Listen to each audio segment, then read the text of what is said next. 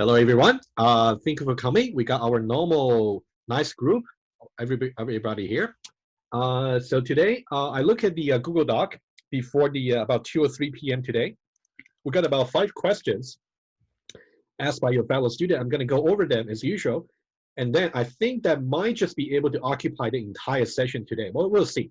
If I can finish earlier, I can also take your other questions. But as usual, just interrupt me if you got any follow-up question or related, okay? All right, the first one here. This week, we talk about basically 2 topics. We talk about subcontracting, and also we talk about the composite design pattern, right? That's for your week number 10. That's kind of the second last design pattern you're going to learn. Let's now talk about the first question here. It's just to clarify, but I'd like to just summarize basically quickly the relations that you have to know in order to answer questions on the quiz or the exam. Okay, let's now try that. All right, so basically your fellow student would just wanted to confirm when we say if something is actually stronger, for example, if we say P implies Q, for example, right? In that case, maybe P is simply a precondition and Q is just another precondition. In this case, if we are able to prove that P implies Q is actually a tautology, which means it's actually simply true all the time. In that case, we would say P being stronger is actually harder to specify, and Q being weaker on the right-hand side is actually easier to satisfy, right? So that's why we always talk about weaker versus stronger, and also easier to satisfy versus harder to satisfy, right? So now, having that in mind, let's now talk about the rules you should really know for this week. It's also summarized in the slide, but let me just get to the context over here. So remember, I used the different symbols over here. Let's say in the parent class, we actually got alpha and also beta. And in the child class, we got gamma and also delta, all right? So you can see, now you want to compare precondition versus precondition, compare postcondition versus postcondition. Let's talk about precondition first. So you can see this is the precondition. Let me use a different color here. I prefer green. Let's say require and then alpha. So that's the precondition in the parent class, right? And also we got also require else. So that will be the precondition for the child class. The idea would be you want to make sure whatever input that can satisfy alpha is guaranteed to also can satisfy gamma, so that the parents, the clients using iPhone 11 Pro wouldn't get shocked, right? So we actually went over some example in the lecture, so I rely on you to go over that. So let me just restate the rule. So there are 2 things you want to think about separately, right? So one thing is we talk about design time versus runtime.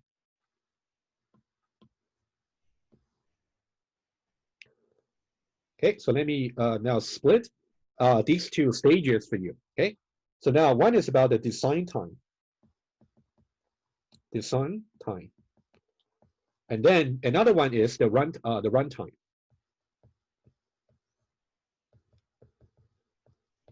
So you can think about in the design time, what you do is you're basically trying to do something on the paper, right? Conceptually, well, you're basically trying to do proofs by your hands or do justification by your hands. On the other hand, when you say runtime, you're really trying to execute, right? Trying to execute the your project, your code, with precondition, postcondition, and implementation. Okay. So now let's talk about what you have to do on the paper. Okay, statically, right? So what you're going to do is for the precondition, you want to make sure the child precondition require less. All right, so then if that requires less, which means it is actually weaker. And also it's easier to satisfy. Right, so these are all the informal terms we use interchangeably. So now how do we say that? The child precondition requires less. So that means that gamma over here requires less than alpha. So that means alpha implies gamma. All right, so hopefully everybody's okay with this, right? I'm just reviewing what you will learn for the lecture, right? That's one thing to prove. And then another thing you want to prove is, let me use another blue, is about the postcondition. If you think about the postcondition, it's going to be ensure beta in the parent level and also ensure delta in the child level, right? So now in order to prove something about the postcondition, you want to say the child postcondition, right? We'll talk about postcondition now.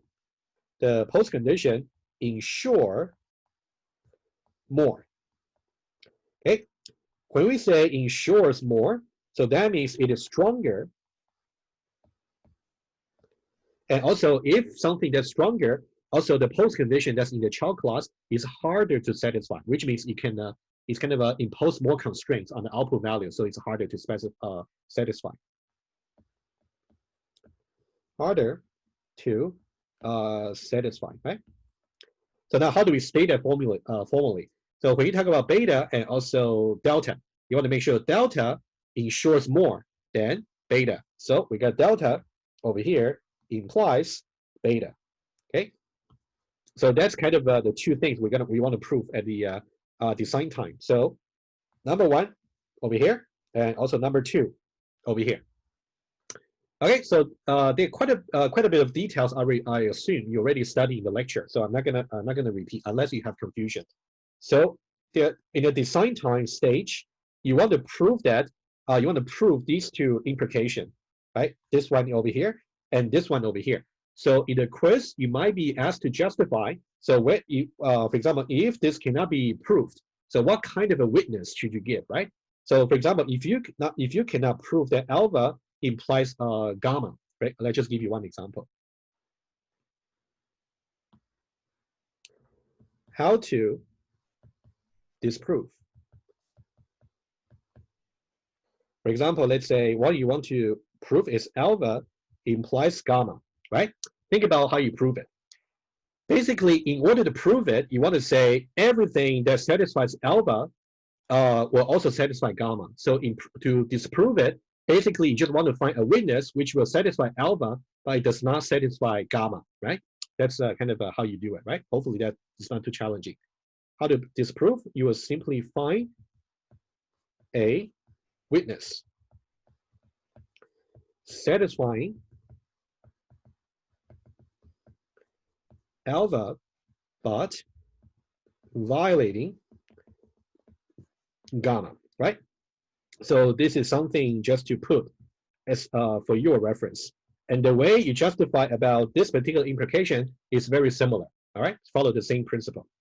All right, so that's about the design time. What about the runtime? So the runtime is going to be something like this. So the runtime, depending on dynamic type, right? Dynamic binding. So let's say, for example, if I have some objects over here, let me just use a different color. If I got object obj of type, let's say smartphone, right? So this means smartphone over here is simply the static type, all right? And then let's say this. If I try to say over here, so well, actually you will see that over here. You can see my phone over here simply is of type smartphone, right? Statically. And then you can see over here, I'm trying to call my phone that get reminders. Over here, I'm also trying to call my phone that get reminders. However, since the dynamic type for my phone over here is simply smartphone, and the dynamic type over here is actually iPhone 11 Pro. So the dynamic type is actually different. So that means over here, what will be the precondition that should be invoked? In that case, it should be for smartphone, should be alpha. All right. And then what about the postcondition? Over here, it should be beta.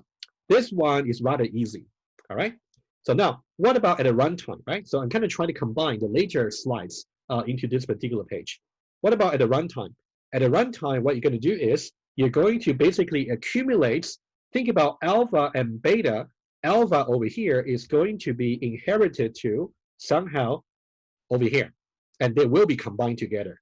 And also the beta is also being inherited to the postcondition over here, and they will be combined together using different logical operators. So let's say this. So now the child precondition checks. Right? For the precondition, it's going to be some combination of alpha and also gamma is going to be alpha disjoint with gamma, right? You simply just check the disjunction of those. And the for the justification, you can also refer to the lecture, right? I'm going to rely on you to look at that. And also for the child postcondition.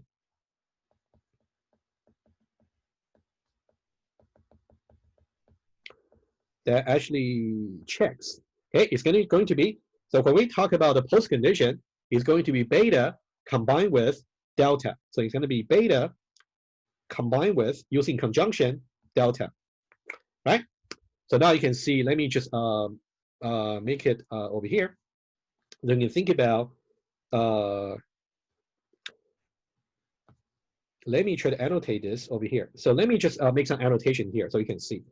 So alpha over here comes back from the parents, I'll say P. And the beta over here also comes from the parents, I also put P. The gamma over here comes from the child, I'll say C. And the delta over here comes from the child over here for C, right? Let's make a very quick intuitive understanding about why over here disjunction is actually used and why over here conjunction is used. Think about the property for conjunction versus disjunction. For the disjunction, even if the gamma is actually violated, as long as the alpha over here from the parents is actually satisfied, disjunction will make sure the entire thing will just be true. Okay, so that's one thing you can see from the slides. On the other hand, for the postcondition checks, as long as the beta is actually violated, it doesn't matter whether or not the delta here is actually satisfied or not. As long as this part over here is violated, the entire thing will be violated, right? That's something you can check on the contract redecoration rule over there. Right? It's a very quick summary of what you should know from this part of the lecture about subcontracting. You should really clearly distinguish between, number one, about design time, the two, implication you want to check, you want to prove, basically, right? Either prove or disapprove. Number two, about the two runtime checks you have to do for the precondition and postcondition, right? Any question about the summary over here? Is there any particular part you want me to explain more deeply? Any questions? All right, everybody's okay, right? Okay, I hope. All right, I don't see anything in the chat. Okay, so I presume everybody's okay. All right, so let me move on to the next one. Okay. Sorry, sir. Yes, question. Question. Yes. So during the design, at the runtime, if we declare more strictly precondition in the, what's going to happen, right? Yeah. Okay, good question. So let me just reuse the example you studied in the lecture just to show you, okay? So Jiahao's question was like this. Let me just try to present maybe the this one in a slightly more compact manner and then slightly different. So first of all, you can see if you compare precondition over here, if you look at this particular precondition over here, you can see this is the battery level should be larger than or equal to 15%. And in the parent one is actually larger than or equal to 10%. And apparently this one here is stronger, meaning that it requires more, harder to satisfy. So that means as far as the design is concerned, it's poor design, inappropriate. So Jiahao, I'm pretty sure you're okay with up to here, right? So now the question is really about even if we have inappropriate design at the compile time. As I mentioned in the lecture, the compiler does not try to prove whether this particular implication implies this particular, the compiler does not check. The compiler does not prove or disprove that you can think about alpha implies gamma. The compiler does not do it. It's an undecidable problem, which means there's no program which can do such a computing task. Okay, it's undecidable. Okay, at the runtime, as you ask, what about at the runtime? At runtime, what's going to happen is we're going to check alpha or gamma. That's basically what we're going to check. All right. So now, for example, let's say if you got one example, let's say you got 12% of the battery level, right? That's the kind of example we used. So now think about the 12%. The 12% is actually going to satisfy the parent level. However, the child postcondition, the child precondition is actually stronger. So 12% will actually violate this particular precondition, right? Violates, right? So that means for the alpha, the precondition at the parent level is going to be true. However, for the gamma over here, which is stronger, which is inappropriate, so it's going to be false. However, it turns out this will still give you true. So what's gonna happen at the runtime? Even if the design is inappropriate, but the fact that we are checking using disjunction is going to absorb the violation that comes from the child class over here. So there are two separate things over here. Number one, as far as the design is concerned, when you do on the paper, you should really say that it's not appropriate. And number two, at the runtime, it's going to not result in any precondition violation. It's just going to be true because the disjunction is going to absorb the false over here. Jahal, make sense to you? Yeah, makes sense. Another question related to this: if the precondition for the children is correct, is appropriate to the rule, and something will happen. The input is not satisfy the precondition in the parents class, but it satisfy the precondition in the child class. So is it a valid input still? No. So are you saying, okay, for example, you're saying this, right? You're saying that if it is the case that alpha does not imply gamma, is that what you're saying?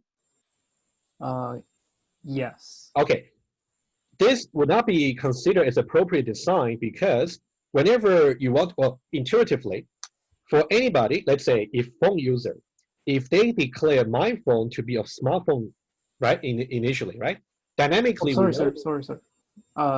Alpha can imply. No, let me finish my part over here first, and then I'll get to that part. Okay. So now let's say this phone user over here declare my phone to be a static type smartphone. Let's say. So that means every time when you're using my phone, all the expectation is going to be with respect to the smartphone, at least, right? That's kind of the static expectation we talk about. So now dynamically, the my phone either can be either pointing to a smartphone, or it can be pointing to iPhone 11 Pro, either way. So now if somehow iPhone 11 Pro is really having a strictly stronger precondition over here, the user using smartphone is going to be shocked. For example, let's say 12%, because according to the precondition for the smartphone over here, as long as it's larger than or equal to 10%, it should be okay. However, now I'm giving you more than enough over here, 12%. But when I use iPhone 11 Pro, the child class over here is going to give me some precondition violation. So that's not going to make sense. That's about the design time arguments. Are you okay with that? Yes, sir. Okay. So you really want to have a separate, clear separation between design time arguments versus runtime. For the runtime, it's going to be another story, right? For the design time, if you try to give any precondition that's actually stronger than whatever that's given to the parent class, you're going to be having a shock to the clients, right?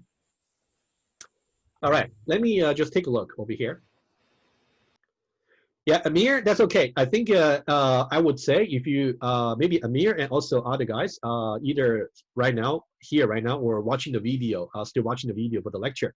I think in the Q&A, I tend to assume that maybe you have already followed through the lecture, because in the lecture I spent about almost 1 hour actually speaking about from the beginning about how things should work together. So you definitely have to follow through the lecture. But for now, if you really haven't followed the lecture, you're still welcome to attend. But you just have to bear with me. I can only give you on a summary base on the subject, but I'll try my best to give you some intuition. So Amir, you asked some question over here about the precondition. So the idea would be if the precondition over here is actually stronger, right? It will be inappropriate, as I said, because anybody, if they only declare static type of smartphone, they would think the battery level should just be larger than or equal to 10%, meaning that 12% will be okay. However, the 12% cannot satisfy this particular dynamic type over here, which is 15%. So that will give the user a shock. So that means the precondition over here should really constrain about every descending class over here. You should not be any stronger than what the parents is requiring. All right.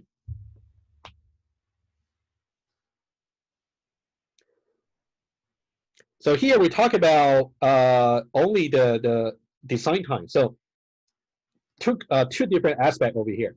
If you're given this precondition, I simply ask you, are these preconditions put together consistently as far as the design time is concerned, right? In that case, what you got to do is you will try to prove that alpha implies gamma. Can you prove it or disapprove it, right? Either way.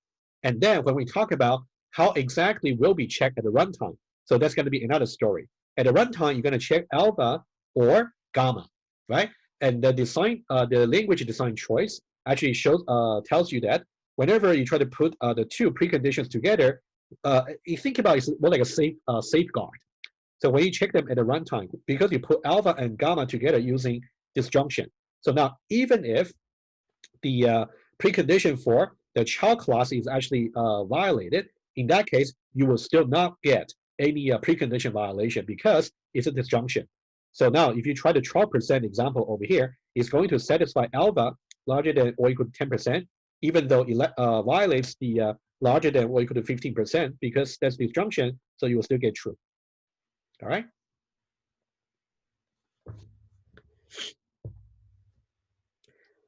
So you talk about, okay, so you talk about another question over here. What if we got an appropriate design? What's going to happen? Okay. Let me just write it out.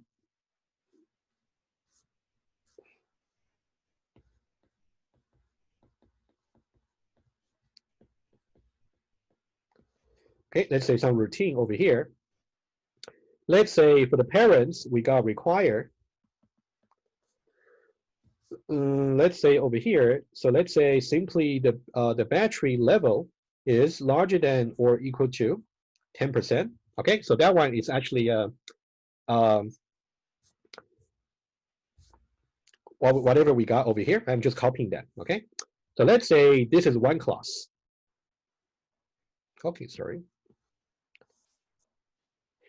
And let's now see what's going to happen in the appropriate design. And you can also refer to the slide that's also discussed over there. Okay, let's say over here we got inheritance, and then we got a child class over here. Okay, let's talk about it.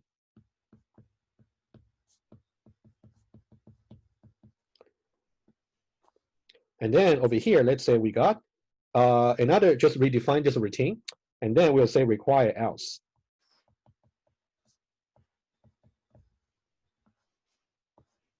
Okay, so battery level, let me just copy what Jiahao is suggesting. Let's say larger than or equal to 5%. All right. So this turns out to be an appropriate design, right? So now think about the two things, two different things. Okay. So now let's talk about this example here. So design time.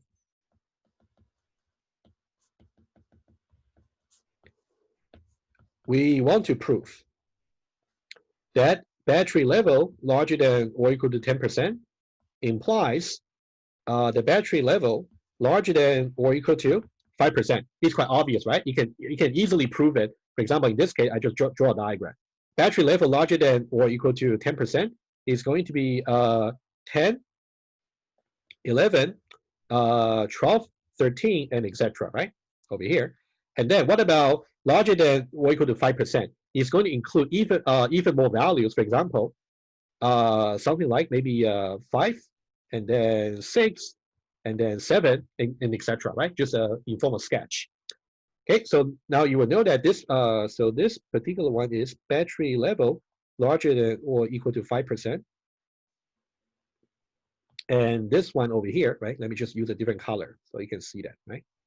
So this one here is the battery level larger than or equal to 10%. All right. Apparently this one is weaker, right? This one is weaker. All right. So now you can easily prove it, right? So let's say design time we are fine. What about the runtime?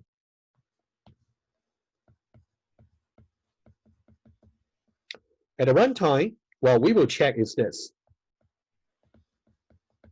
Let's say check for, depending on what the dynamic type is for the context object. For example, if you simply say objects dot R over here, right? If you check for object dot R, let's say if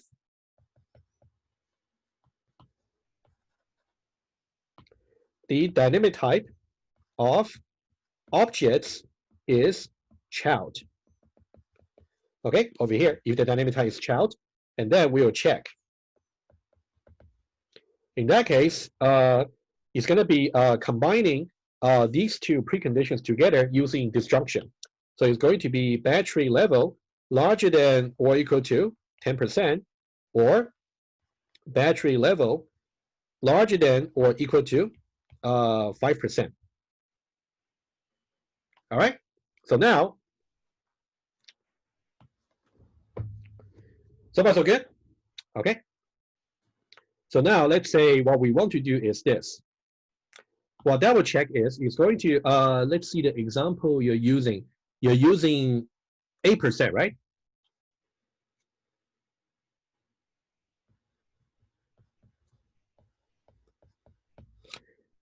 Think about what's going to happen over here. You're saying that would this be a shock to the clients? I would say it's going to be not really a shock. I would say it simply shows that you're making some improvement on the child objects, because, for example, 8% is simply some battery level that would not be supported by the parent objects. However, in the child objects, in that case, the child object is going to be able to accept the 8% because it's larger than or equal to 5%. So in that case, the child object is being more accommodating for the input values.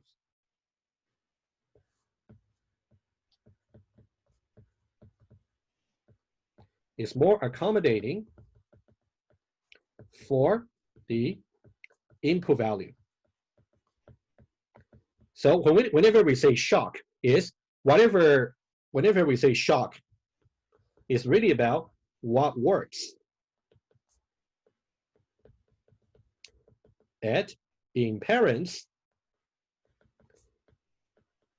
does not work in the child. This is what we meant by a shock. Apparently, this is not the case because the 8% actually does not work in the parent level, but it actually works right now in the child level. So I wouldn't call that a shock. That's more like a pleasant surprise, informally, to really say that the child class is just being more robust in terms of their functionality support, right?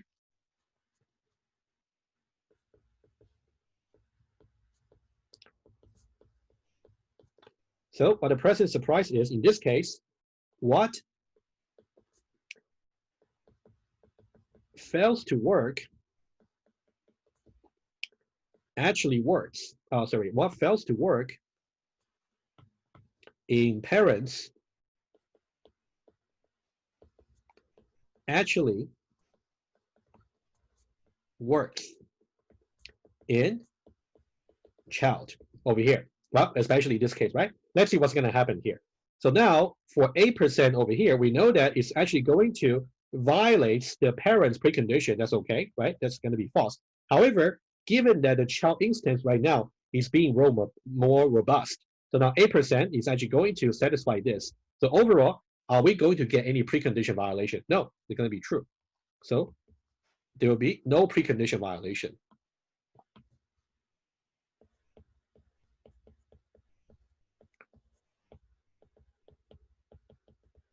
So Jahal, does it make sense to you? All right, very good. I'm glad you asked. Okay. Okay, guys, I know that it's a little bit challenging over here because what we're doing right now here is to combine your design by contract and also logic a bit, right, in different contexts. Okay, good. Emerald got some question here. Some question regarding runtime. Let me read it over. It's quite a long question there, so bear with me. A poor design of precondition does not cause runtime violation. That's correct. Especially over here, you can see in this case, this is definitely a poor design because alpha implies gamma cannot be proved, right? You can definitely give counter example. In that case, if you check it, no runtime violation will occur, right? However, a poor design for postcondition will cause runtime violation. What is the logic? I would say you want to, because precondition and postcondition, they are somehow different, right? Think about precondition is really about whether you can get a chance to really execute the implementation. You can only get to the part for the execution if the precondition is satisfied, right? So now, as long as you can satisfy the precondition for the parents, it doesn't matter if the precondition for the child class should be satisfied or not. You should still be able to get to the implementation. That's why there should be no precondition violation, right? On the other hand, when you talk about the postcondition, it's a slightly different angle to look at the design. So that's why they are not so the same, right? So Emerald, does it make sense to you somehow? My point is, you shouldn't really try to expect that if we say whenever you're trying to do this, we don't expect any precondition, then we should also expect there should be no postcondition violation. Not that really, because precondition, postcondition, they're different contracts times, right? But having said this, let me go a little bit further. Okay, so let's talk about postcondition very quickly. Okay, so now can we talk about the postcondition? Let's say we got the similar example from your this identical example from your slides. So now we got postcondition beta, and also we got postcondition delta over here, right? So now at the design time, quickly.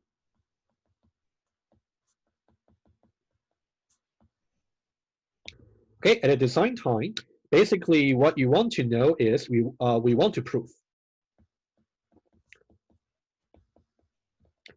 We want to prove the delta over here ensures more than the beta, right?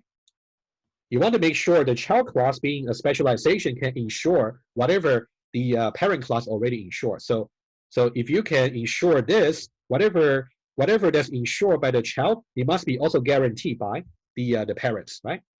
So delta implies beta. Okay, that's what we want to prove. Okay, so you say delta ensures more than beta. You can see more detailed walkthrough of the example in the lecture. Okay, what about at the runtime? Okay, at the runtime. At the runtime, what we want to check for dynamic type at iPhone 11 Pro, right? If it happens that the dynamic type is actually iPhone 11 Pro. iPhone 11 Pro. Okay, it's going to be basically the conjunction of the two. So it's going to be beta over here conjoined with delta. Okay, let's now talk about some example over here, right? So remember the example I talk about is, let's say this. Let's now consider a particular implementation over here, a particular implementation which returns. You can see the main functionality is to get reminders is to really give you a list of events, right? So now let's say return a list of, let's say, tomorrow events. Okay, so now let's think about this particular implementation. Is this implementation going to satisfy the postcondition in the child class? It will, because the postcondition over here is to say every event in the result, in the list, is going to be either from today or tomorrow. But now the implementation simply go for the extreme case. It returns all the tomorrow events, in the list. So this will satisfy. So now it satisfies the postcondition over here in the child class. So this part will be true. However, it's really important to make sure, in order not to get the client to get shocked, whatever they used to guarantee for the static type must be also guaranteed in the dynamic type, at the runtime. So now how do we see that? So now if you see, does this particular implementation satisfy this particular postcondition? It does not, right? Because this postcondition here ensures that it only happened today, but it only gives tomorrow. So this one violates. So that means this part over here, beta, is just going to be false. So now the postcondition here is going to be a little different logic over here. So we're basically saying it doesn't matter if you satisfy the postcondition for the child class or not. The most important thing is you want to make sure you first satisfy the postcondition for the parent class. If that one is already violated, because of conjunction is going to be false. Okay, so false tells you that it's going to be a postcondition violation.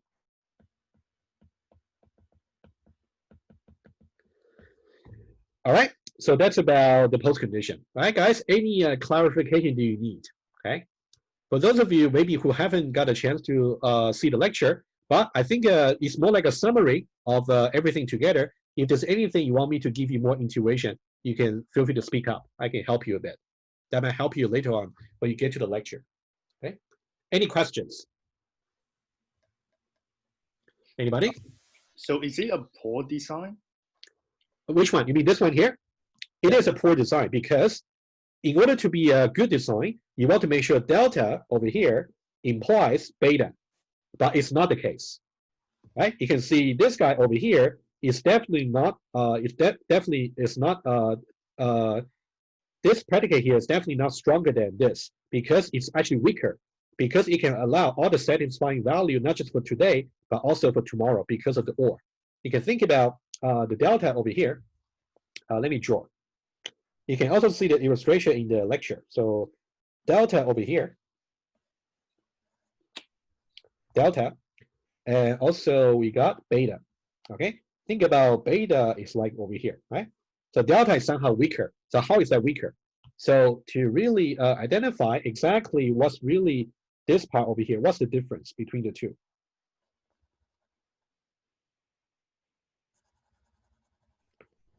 Okay, let's take a look. So now the easy way to see that is you can see for beta here, he only talks about today. All the reminder events should be today.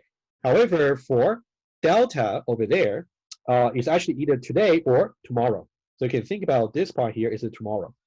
So satisfying delta over here, somehow, let's say this particular implementation satisfy all the,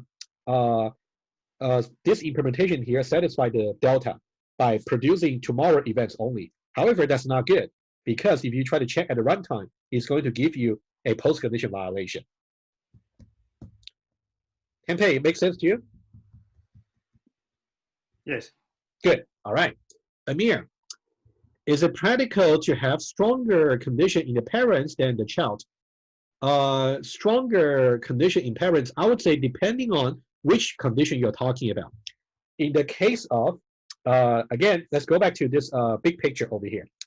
We got either precondition or we got postcondition. We shouldn't mix the two together, right? In terms of the precondition, yes, you will rather like the parent's precondition to be stronger. However, for the postcondition, you would rather the child's postcondition to be stronger. All right? Good, good. Guys, of course, this is just about theory, and then to really try to think about, since we learned about design by contracts in the very first few lectures in the semester, in the lack of, in the absence of inheritance, and then we talk about inheritance. So now it's time to put them together, right? All right. Just nice result to actually know about when you design. All right. All right. Any more question about these concept over here between design time and also runtime? Any more questions? Hello. Hi. Go ahead. Yes. Yeah. For the last part, I'm a little bit confused. You said the beta Which part? falls on the runtime where you said. Wait, can you speak up a little bit? Your volume is a little small. Yeah. How about now? Is it better? It's better. Yes. Which part you're confused? So for the runtime, you said the beta is false and the delta is true.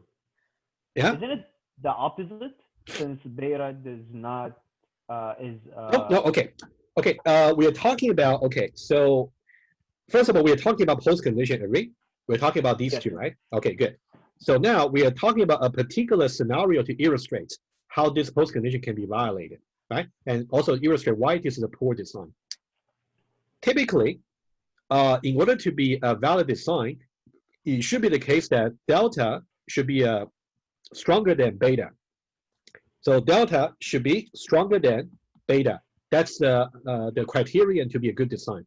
However, in this case, you can easily show that beta is actually implies delta.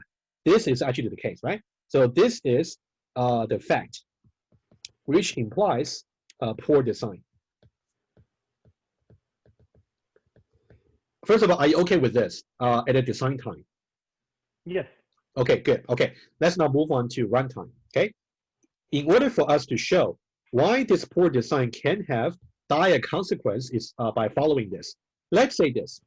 Since that we know that it's actually this implies this, let's find out a particular case where we satisfy the post condition for this guy over here. However, it's going to create some shock to the clients. Let's see how we can do that, right? So the witness I chose is, I say, let's consider this particular implementation, which basically is this green, this orange area over here.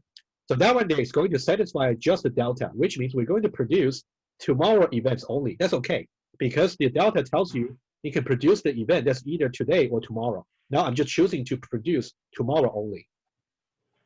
And then what's going to happen is this particular implementation is going to satisfy this post condition at a child class level because of the disjunction.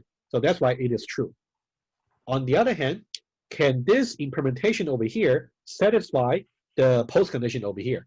The answer is no, because the post condition over here, beta, is only can only allow today's events in the list. But now we are returning tomorrow only. So that's why this is false. So that's why we got false and true. So that'll be false. Does it help?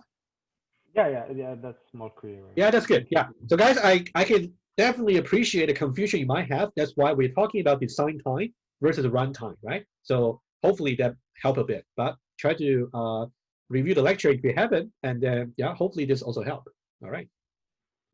Okay. If no more questions from the chat and from you guys, you can feel free to speak up if you wish. Otherwise, I'm going to move on.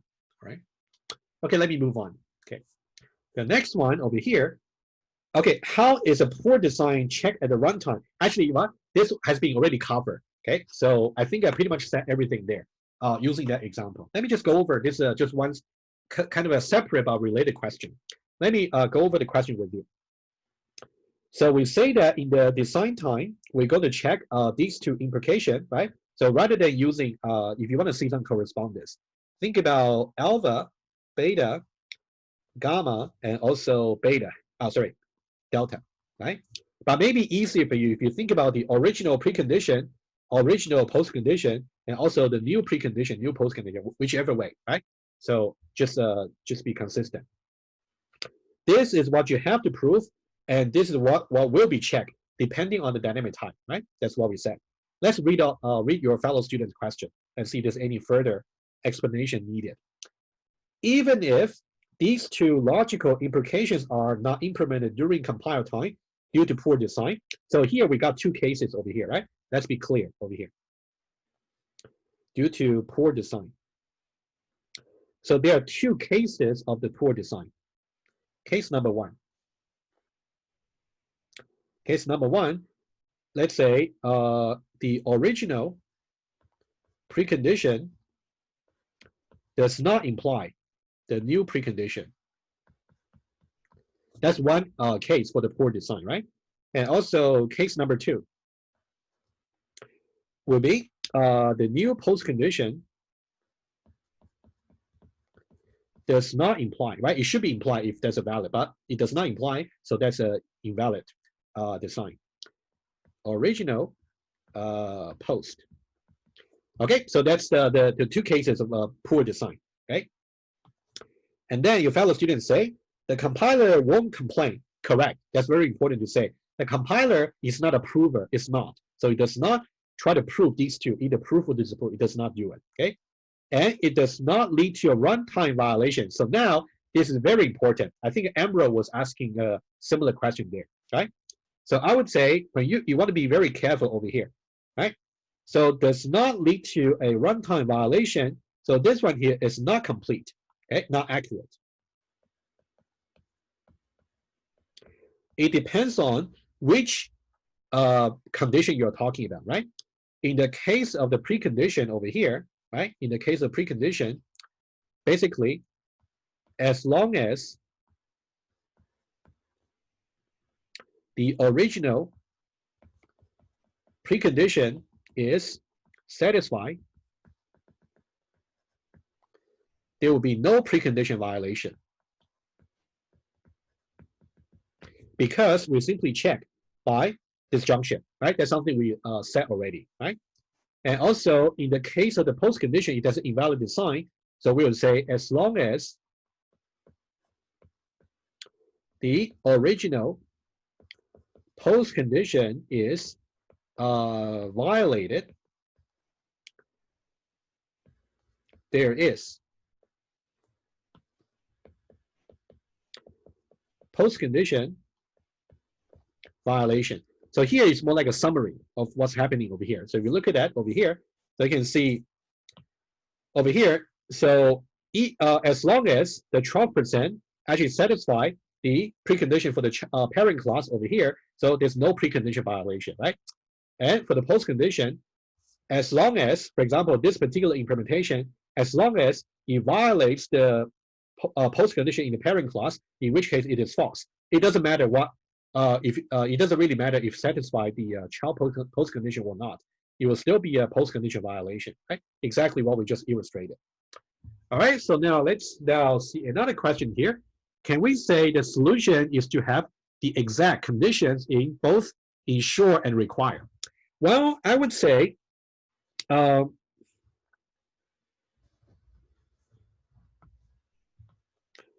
in practice, yeah, not to be the same, I would say. Not to be the same, Amir. I would say there's a reason for such rules. I would say, how about this? If you simply keep them the same, then you're simply just safe. You wouldn't run into any issue. But sometimes you may want to add some additional precondition or add some additional postcondition just to really to be more strengthening about the design in the child class, right? In practice. Let's say again, so let's say we got parents. Let me just sketch quickly. And the child, any routine require, again, let me just say alpha, okay, let me just use the same symbol, okay, ensure beta. Let's say the child over here, of course, we might say redefine the R over here, right? That's the R that we talked about. And, okay, so we're going to say R over here. So now I would say, let's talk about different scenarios. Scenario number one, if you simply say R, and then you don't do any precondition or postcondition, right? We talk about the two special cases in the lecture.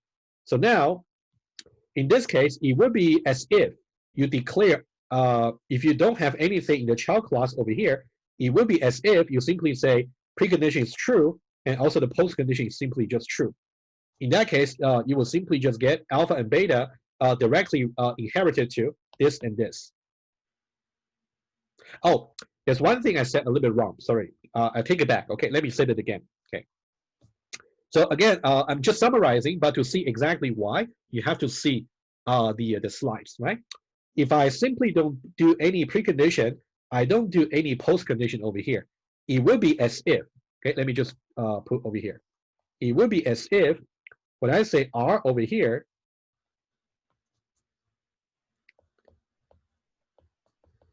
require else. And then let me put do over here, and also ensure then, and also end over here. So now I'm trying to say number one and number two are exactly equivalent, right? Number one here is simply say I don't have anything else to add. I simply don't. In that case, I simply leave out the require else and also ensure then. So what would that be equivalent to? It would be equivalent to, we simply put false over here. And then we simply put true over here. Okay, I think for this guy over here, it's quite easy to understand because at the runtime, what's going to happen is we're going to say beta and true, which is equivalent to beta.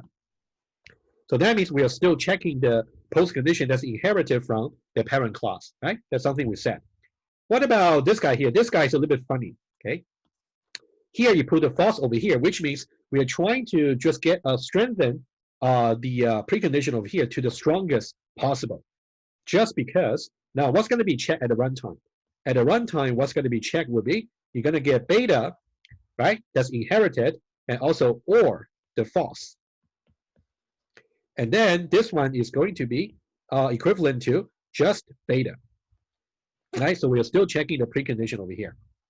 One common mistake which you might want to think about, right? So these two are equivalents.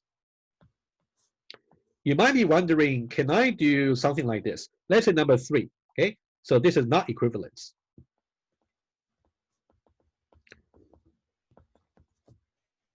If I say R over here, and then I got require else, let me just talk about the precondition. That's more interesting, require else. And then also I got the rest, right? What if I put true over here? What I'm trying to ask is, number 3 over here, is it equivalent to number 1 and number 2? That's the question. Is it going to be the same precondition that will be checked if the dynamic type is simply the child class? Okay, I see no over here. Very good. Let's see why. Okay, just do a little bit of logical manipulation that you will see why. Okay, but this guy over here is simply because at the runtime, what's going to happen is you're going to check beta. Sorry, not beta. Alpha over here, the precondition or true. That's called a zero of disjunction rule, from 1090. So it's simply going to be true. So now think about what the consequence is. So that means basically what's going to happen is whatever input restriction that's put on the parents, we don't have any input restriction anymore in the child class. Okay.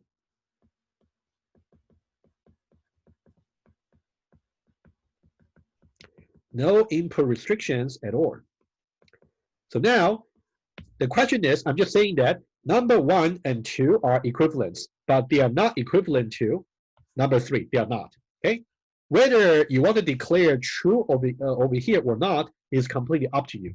If you believe for my dynamic instance over here for the child, I simply want to say all the input values will be okay. In that case, I can simply put a true. So at the runtime, you're going to get alpha from the parents or true. It's going to be true. Okay. All right. So that's a long response to Amir. So at the runtime, you can either choose to do just no additional pre and post condition, which will be equivalent to this. But you got to watch out. These two are not equivalent to if you simply just put true over here for the precondition. So they're different. Okay. All right. Guys, any more question about subcontracting? I think that's about the discussion for today for subcontracting. We might just want to move on to later. Okay, another question for Amir. But in case number 3, the child class can simply bypass the alpha. It is okay. Is it good? That's a good question here. You're right. The way we bypass it is simply by saying true, which will offset any precondition you declare in the ancestor. So that means if the dynamic type is simply the child class, in that case, we're only going to check true for R. So is it good or bad? I would say it's up to your decision. If you believe that should be the way to go, yes, you're weakening you're really weakening the design. You're really weakening the precondition. Let me just say one more thing over here. According to our rule, if you got true over here, so now the question is this a good design? Statically.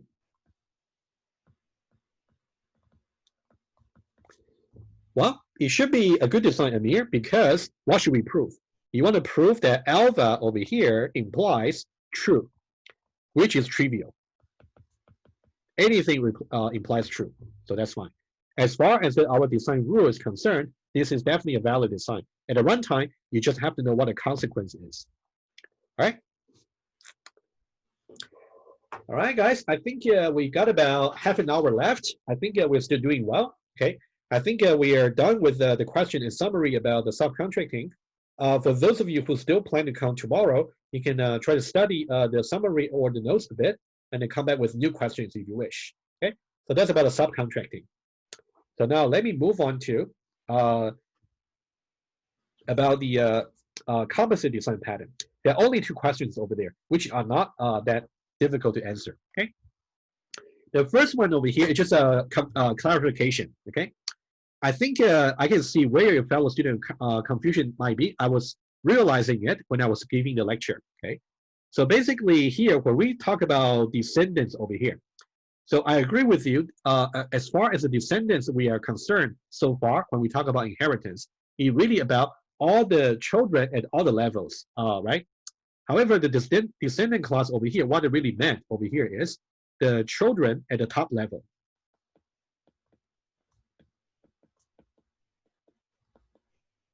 Just for this particular example, okay? So this is why when I say W1 dot descendants, so W1 is basically the pink window, which is over here. You can think about this is W1. That's the pink window. And then how many descendants we have? Basically, I only consider the top level children, which will be number 1 over here, and also the blue one, which will be number 2 over here. So that's why the result is simply just 2. Okay, so now if you wish to adapt this code to your development, for example, you got 2 options over here. You may. Okay, it's up to you. Number 1, you can simply rename descendants over here to children. That might make more sense based on what it is trying to calculate, right? Or number 2, you might simply just implement the descendants to include all the nested windows.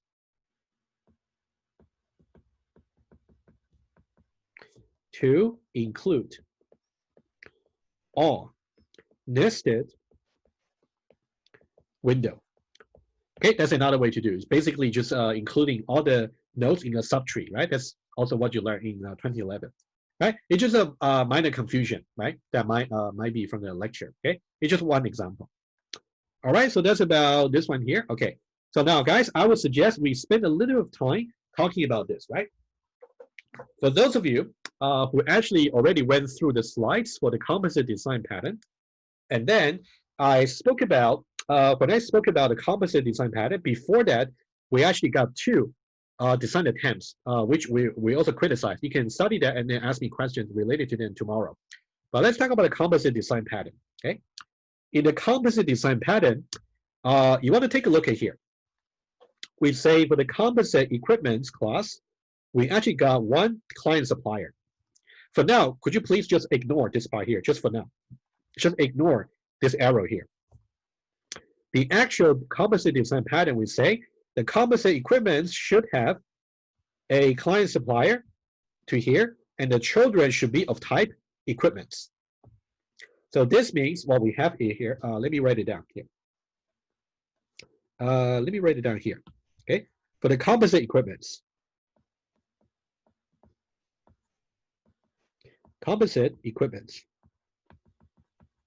in that class, I simply got children,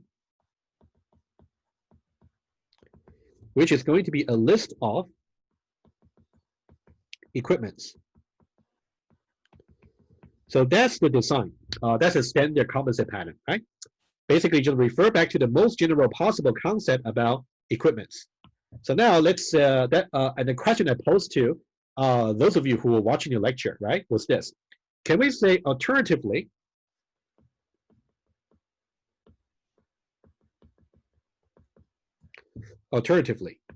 rather than having this arrow over here pointing to the equipment class, can we say we got this particular client-supplier relation pointing to the composite class? All right, let's say this. Let's say children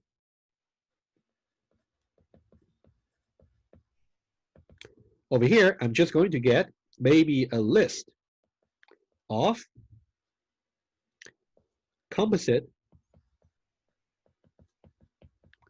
And of course, that's generic. So I can simply say, you know, let me write it down in a single line, so easier for you to see.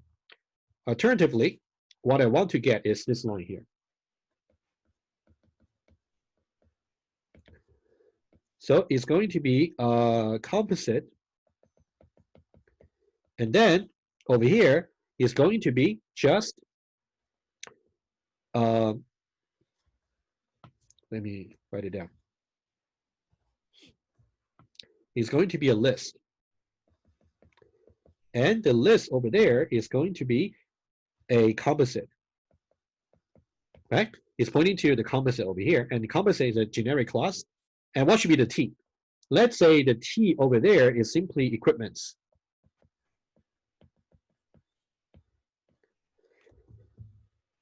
I'll give you alternative, let's say 2.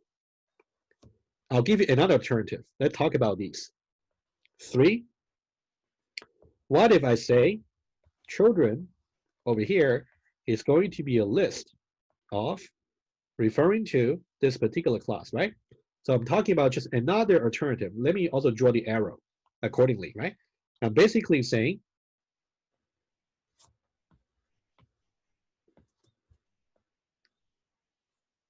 like that.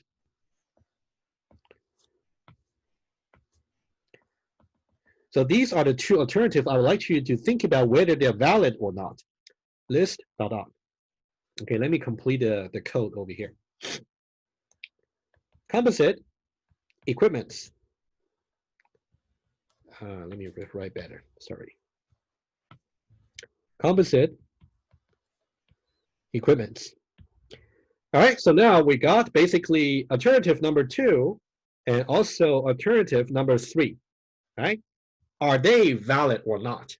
That's a question for you, right? That's kind of the exercise I wanted you to do in the lecture. So for those of you who haven't got a chance, now is the time to maybe do it together. For those of you who have thought about it, I would like to hear. So you can discuss either 2 or 3. I can tell you 2 and 3 are basically the same.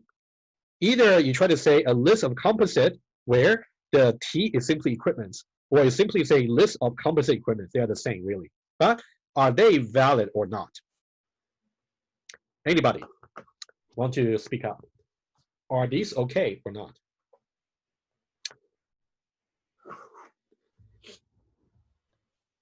Emerald over here is valid, but violates single choice principle. Why would you think so? How? When you claim that it violates single choice principle, you're saying that there are duplicates of code. Where? Where are the duplicates?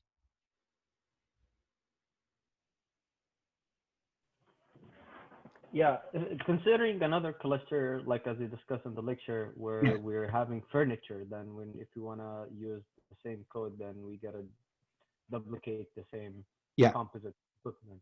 Yeah, but Emerald, let me remind you the following. So I do like your points about there's a potential instantiation of the composite pattern, for example, furniture. I agree. However, remember, it is this particular class that is going to handle the general use of any composite, right? So this class is still there. So that means the single choice principle is actually still satisfied. We're not really removing this class. That's not what we're doing. So the class is still there. What we're doing here is we want to say the composite equipments over here is going to have the children attributes. However, the children attributes, rather than simply be of type equipments, list of equipments, is going to be a list of, think about the alternative we are trying to do. Think about this guy here is the standard, a list of equipments. But we have either to say list of composite or a list of composite equipments.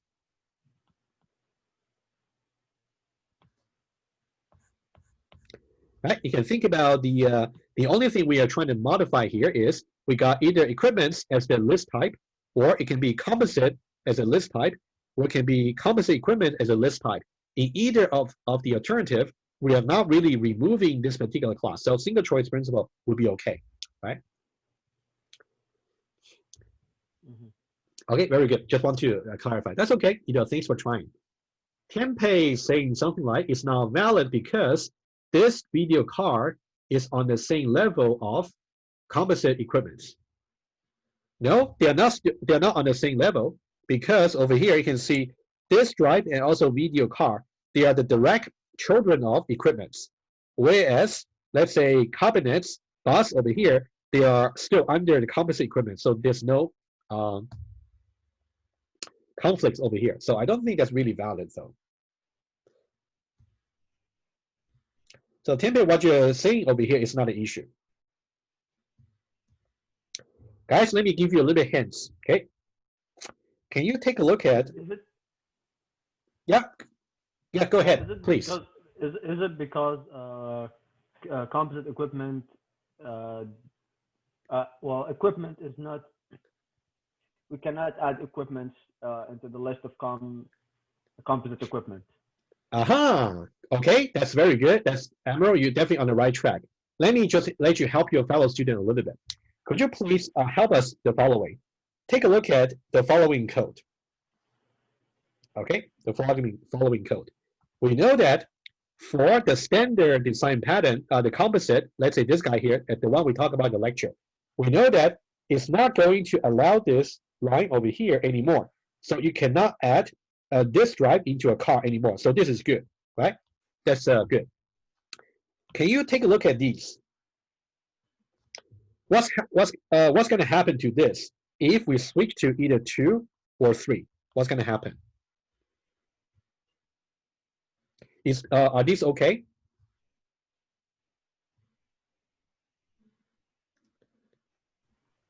No, it's not going to be valid. It's not going to be valid. Can you, for example, this will not be valid. Can you tell us why?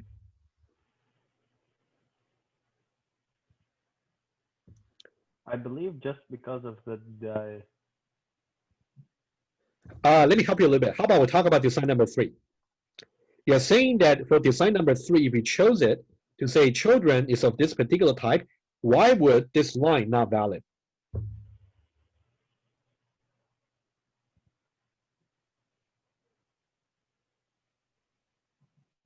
Because statically the children are going to be of type composite equipment. Okay, and then, yeah, and then? And when we try to add disk drive and a video card, they're not a descendant of composite equipment? Very good, Admiral. That's exactly right. Very good. So basically, guys, I think this is the answer to the exercise to your lecture. Okay. So now let's talk about this particular alternative, right? If we say a list of composite equipments, right? We're saying that the static type for every member of the list is going to be this particular type. So that means the only class, the only object you can add to it will be its descendants, which can be either cabinets or chassis or bus. However, you're trying to add card, but card is actually over here. So this would not be okay anymore because this particular video card is not a descendant class of this composite equipment anymore, right? So this is not valid. All right, very good. So now we would say the alternative design, you should really know why it is invalid. Sometimes it might be even more valuable to know why some alternative design is invalid, right? Invalid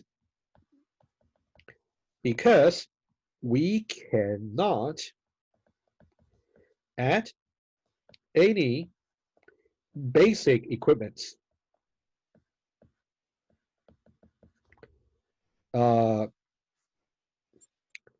to the list anymore.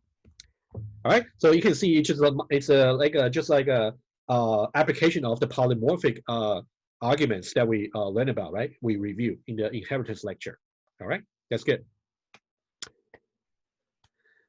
All right, that's good. Guys, any question about this particular exercise over here? Anybody?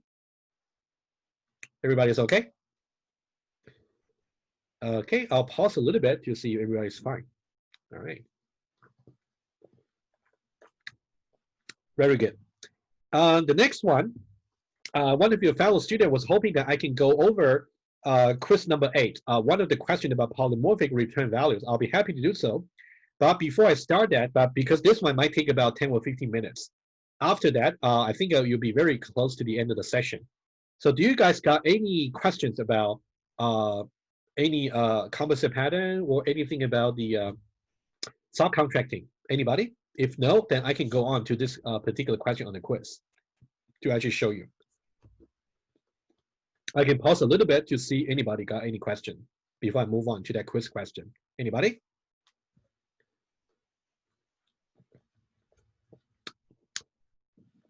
Okay, Seeing none? Yeah, I just You do? Okay. a quick Yeah. question. Yeah. Yeah. Go ahead. Regarding the class invariant. Class So, invariant. Yes. So it says in the lecture slide it's follow the same rules as the postcondition. So that Yes. means the child class ensure more than its parent. That's what it is. That's correct. So you can think about. Okay, let me just show you quickly. I don't need to write it on the iPad. You can, yeah, you can definitely think about conceptually the. Let me just bring out the slides and then. Okay. Let's go to basically. Oh, sorry. It's week number 10.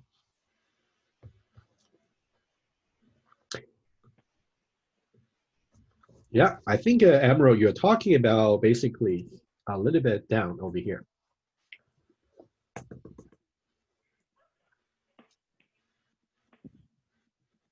Yeah, over here. Yeah, basically, yeah, you can think about each class invariant is like the postcondition for every routine. So that's why it's going to follow the same rule. So if you want to say, I will have a classical polygon, and then I got a rectangle. So one has a invariant like this, and the other one has an invariant like this. So at the runtime, if the dynamic instance, dynamic type is actually rectangle, so that means what's going to happen is you're going to check not just this one only, but also conjoined with this one over here, right? So just like how you conjoin the postcondition together. So that means you're supposed to really strengthen the invariance in order to be valid this time, right? Okay.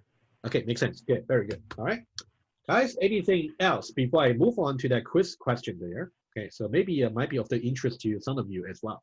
Okay. Okay, everybody seems to be okay. Okay, just excuse me for a moment.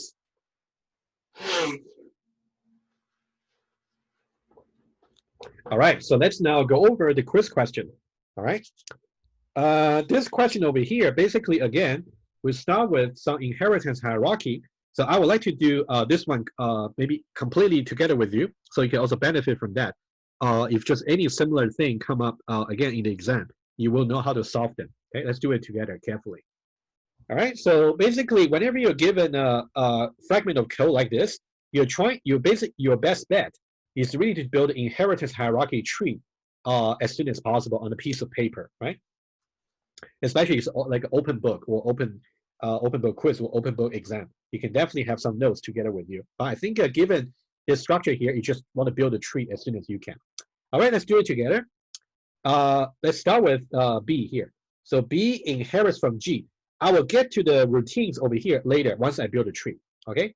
So B inherits from G. D inherits from A. And also G inherits from A. So G inherits from A, okay? So D also inherits from A, something like that, right? Okay, and then C inherits from F, and also E inherits from G. So E inherits from G, and also A inherits from F, right? I'm just trying to see whatever that's reachable for me.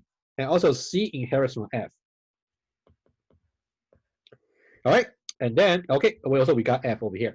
So hopefully everybody's okay with building this tree, right? That shouldn't be a problem for you. And then let me annotate a little bit before I move on. So let's just do one by one. So you can think about what's going to happen here is, let's say for B over here, we got FA and also FB. You can see FA is actually redefined. So we actually say FA over here, redefined. Okay. More specifically, it's going to print out B.FA. Let's just make a note, B.FA. Okay, and then it's also go have its own feature that's new, that's FB. All right. And what about, let's go bottom up. What about E? For class E over here, inherits from G, and then you just got FE. Okay, that one's easy. And then that one there is going to print out E.FE, right? I'm just going to omit that. What about G? So for class G over here is going to redefine FA, right? So that means FA over here plus G.FA. G.FA over here, and also got its own feature, FG. Okay. And then what about D? D will be over here, and then it's going to also redefine the FA. Redefine the FA, and also gonna be D.FA, and also FD. Okay, hopefully so far so good. And then we talk about class A over here. That's going to be just a new feature FA, right? That's where the FA is originated from. So that one there is going to be A.FA, right? The output. What about C? C is going to be just FC. Okay. And then also we got F. Okay, that one there just F.FF.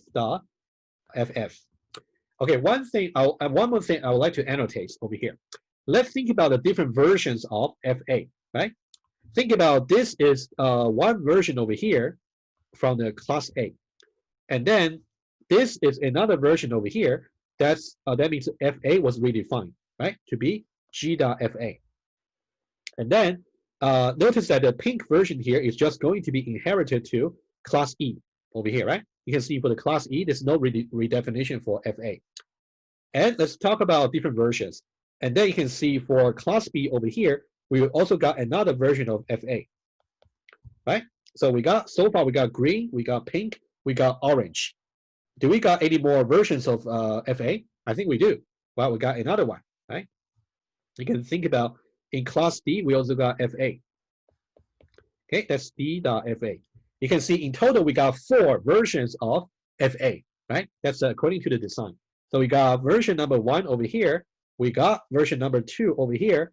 And then we got version number 3 over here. We got version number 4 over here. All right, so any questions so far? Hopefully that's something you are able to build.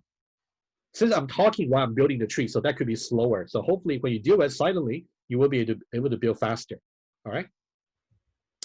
Okay, so given that you understand about this particular structure over here, okay, let me assume we have done this tree already. So I can just use this tree. I don't need to refer to this fragment of code anymore, right? The tree over here got everything I need. So let me switch to the rest of the question, right? So this tree over here is just the same tree as this one over here. I just built from scratch for you, right? The same. So now having this handy, let's now see the question, okay? The question is, we got, given this particular inheritance hierarchy, and also we got this particular client class, right? Let's just go over that quickly. That one there, you can see we got a list of A.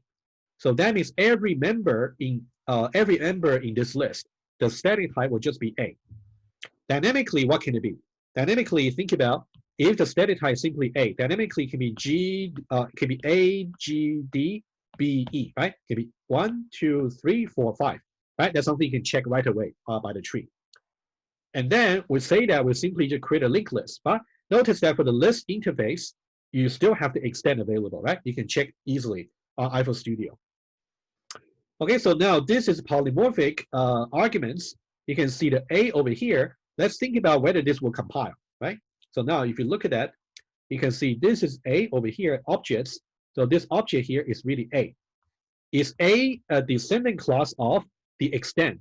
The extend here corresponds to the static type of the list over here. So A is a descendant class of A. So that one's okay, right? It's a quick check. So this one is fine. And we got another 2 routines over here. We got get A, and also we got get F. The only difference is we actually got different return type. We got A here, we got F over here. But let's see why they are valid. Everything compiled in terms of the question, but let's see why they compile. Okay, you can read the precondition yourself, but let's see the implementation. We got result over here. What's the static type of result in this case? Well, it corresponds to the return type. So static type is simply A. And here the static type is simply F, right? That's what we said in the lecture. And then what's the static type for AI? And AI over here, well, it corresponds to the member type of the list. So this will be A. So this will be A as well. You just got to ask yourself, A is a descendant class of A. So this part here is okay, all right? So this part is fine. So what about, is A a descendant class of F? Well, A is the descendant class of F according to the hierarchy. So this is fine too. All right, guys, any questions so far? Right, I'm just checking, check for you whether it's really valid. But since in the question I said everything compiled, so you can just take it for granted, just for your learning purpose. I'm just explaining again. And then you can see get A is simply returning something of static type A. Get F is just going to return something statically will be F, but dynamically we're not too sure just yet, but be careful, okay? Okay, one more part for the question, okay? We simply declare variables over here. We declare O, A, B, D, E, F, G, okay? Static type will just be A, B, D, E, F, G, fine, okay? And then we also got clients, which is referring to clients of client 2. The client 2 is really referring to this particular class, which means we can call the various add A, get A, and also get F, right? That's what we can call later. So now, it's now important to visualize what's happening over here. So now let's try. So we are saying the OA dynamically is going to point to D. I can tell you that every dynamic creation over here is valid. You can check to see. Basically, the dynamic type over here is a descendant class of the corresponding static type. I'll let you check it, okay? It's simply given. But let's just visualize what's happening over here. Number one, we are saying that OA is actually going to be dynamically D. Let me put it here. So OA dynamically is pointing to some D objects over here, all right? And then the next one, okay, hopefully I got enough color. Okay, let's see this. Let's say B here, OB, right? So what's happening over here is we actually got OB is really pointing to an object of type B, all right? And then we got another one, let's say orange. Let's say OD over here, right? So now OD is really pointing to an object over here of type D, all right? And then we got another E. How about pink? So here, so now what we have is, so we got OE is pointing to a type E over here. And then we just got B. I think B is simply just blue. Let's be consistent. Okay, B over here. So that means we got OG is pointing to dynamically an object of type B. All right, guys, so far so good. Okay, hopefully so far it's not challenging. Okay, okay, and then which simply creates this particular client's object over here. So now we're trying to add each one of them, right, using clients. So this is how we can, excuse me, this is how we can create a polymorphic array or polymorphic list. We're going to add in this particular order. We're going to add in OB, OE, OD, OG, OA. For each one of them, we are simply going to call this particular routine over here, add A, right? That's what we're going to call. Simply extend it to the end. That's what we're going to do, okay? So eventually we're going to get 1, 2, 3, 4, 5, right? So what's going to happen is there's going to be eventually a linked list like this. 1, 2, 3, 4, 5, eventually, right? And then the first one is going to be OB. So it's going to point to wherever OB is pointing to, okay? And then the second one is OE. So it's going to point to OE over here. And then OD. So OD, oh, actually, sorry, I just get the wrong position, okay? Let me do it again. OB is the first one. So first one is really pointing to OB. And then OE. So this one is pointing to OE. Second one. The third one is pointing to OD. OD over here. And the fourth one is pointing to OG. And then the next one is pointing to OA, right? So you can see that one there. Let's see what's the best way. Okay, it might be unavoidably, I gotta go this way here, right? OA. Well, that's the error. All right, so far, hopefully it's not too bad. If you like, you can try to put a little bit of color over here, okay, just for, okay, you can see this one here is really going to blue. And this one also is also going to blue. And this one over here is going for green. And then we got also another one that's going to be pink. All right, if the coloring helps. Okay, anyway, so that's the polymorphic array we got, right? Polymorphic list. You can see for every design pattern that we talk about, it's really about polymorphic collection.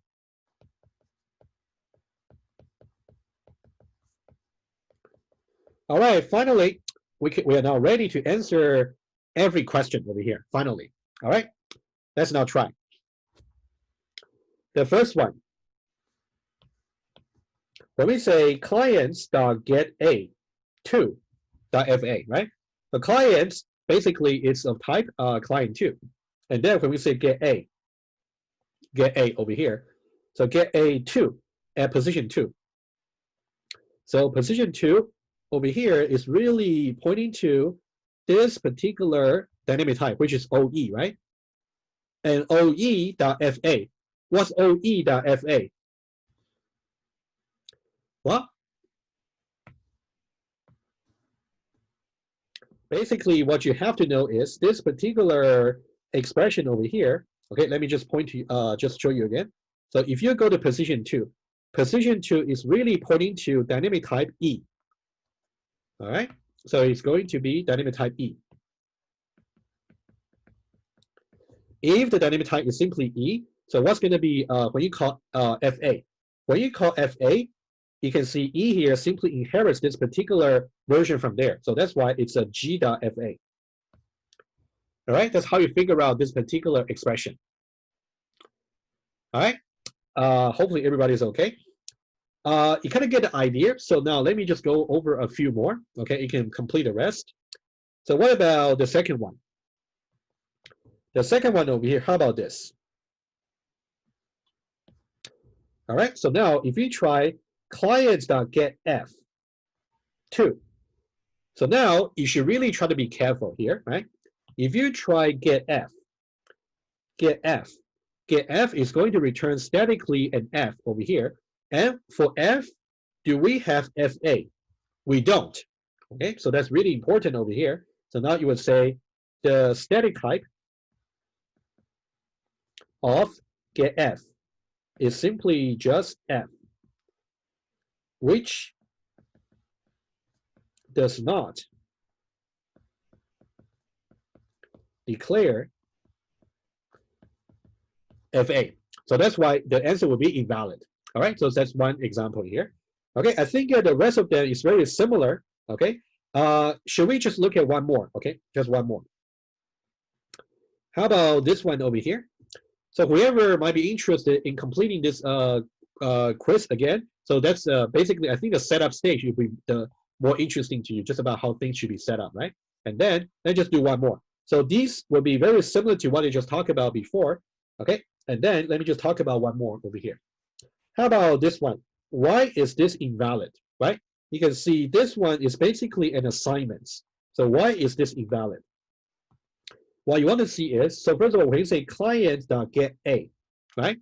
That one there is going to be of static type. GetA is going to return static type A. Static type is simply A. So what about OG?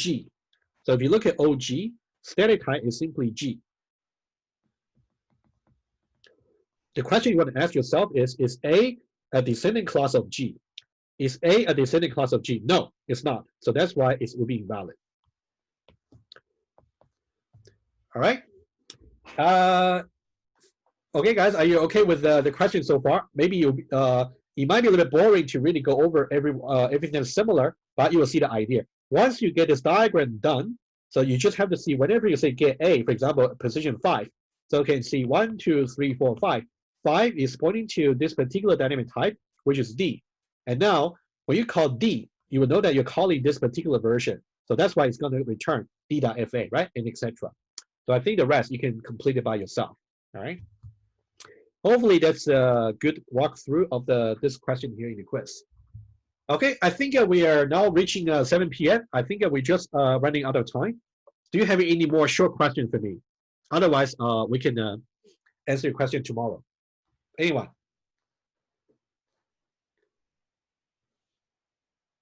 Everybody's okay? Okay, so I still have office hour tomorrow and Wednesday. So if you got any questions related to your projects, your design, So feel free to drop by, to ask. Okay. Otherwise, I think I will end the meeting now, and then I'll see you tomorrow if you want to ask more questions related to the lecture. All right. Have a good night.